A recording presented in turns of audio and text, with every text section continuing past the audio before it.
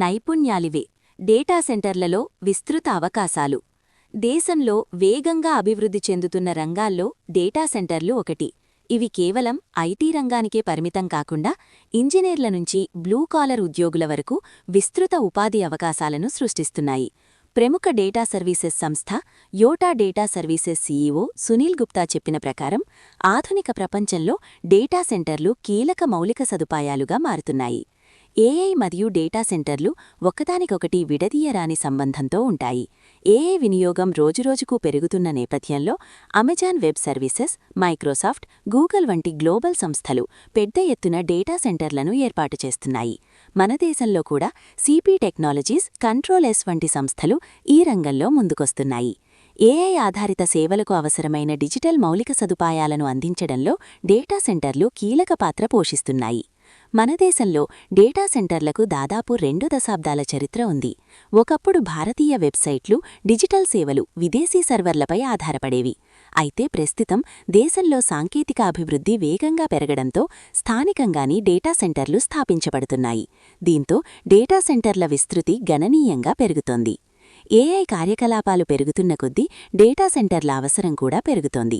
ఉదాహరణకు Google Gemini వంటి AI tools ద్వారా ఏదైనా సమాచారం తెలుసుకోవాలంటే ఆ సమాచారం డేటా సెంటర్లలో నిల్వ చేయబడిన డేటా ఆధారంగానే లభిస్తుంది. అందువల్ల రాబోయే రోజుల్లో ఈ రంగం మరింత వేగంగా అభివృద్ధి చెందే అవకాశం ఉంది. డేటా సెంటర్ల విస్తరణతో ఉద్యోగ అవకాశాలు కూడా భారీగా పెరుగుతున్నాయి. రాబోయే 5 ఏళ్లలో ఇంజనీరింగ్ స్థాయిలో 1,500,000కు పైగా ఉద్యోగాలు లభించే అవకాశముందని అంచనా. Networking, management operations, software operations, product engineering వంటి విభాగాల్లో ఈ అవకాశాలుంటాయి.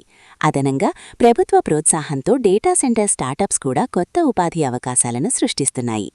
ఒక్కో డేటా సెంటర్ వల్ల 5,000 నుంచి 10,000 మందికి ప్రత్యక్షంగా ఉద్యోగాలు లభిస్తాయి.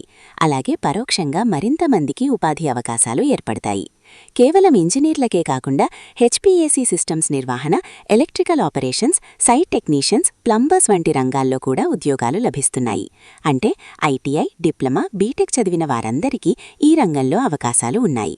డేటా సెంటర్లలో ఉద్యోగాలు పొందాలంటే సాఫ్ట్వేర్, హార్డ్వేర్ రెండింటిలోనూ నైపుణ్యాలు అవసరం. నెట్వర్కింగ్, క్లౌడ్ ఇన్ఫ్రాస్ట్రక్చర్ వంటి హార్డ్వేర్ నైపుణ్యాలతో పాటు క్లౌడ్ కంప్యూటింగ్, కోడింగ్, ప్రోగ్రామింగ్ వంటి సాఫ్ట్వేర్ స్కిల్స్ కూడా అవసరం. ఇప్పటికే చదువు పూర్తి చేసిన వారు కూడా అప్స్కిల్లింగ్పై దృష్టి పెట్టాలి. స్కిల్ ఇండియా వంటి కార్యక్రమాల ద్వారా అందుబాటులో ఉన్న శిక్షణలను వినియోగించుకోవడం మంచిది. డేటా సెంటర్ల పెరుగుదల వల్ల ఇతర ఉద్యోగాలకు ముప్పుందనే భయం అవసరం లేదు. కొత్త సాంకేతికతలు కొన్ని ఉద్యోగాలను తగ్గించినా కొత్త అవకాశాలను కూడా సృష్టిస్తాయి.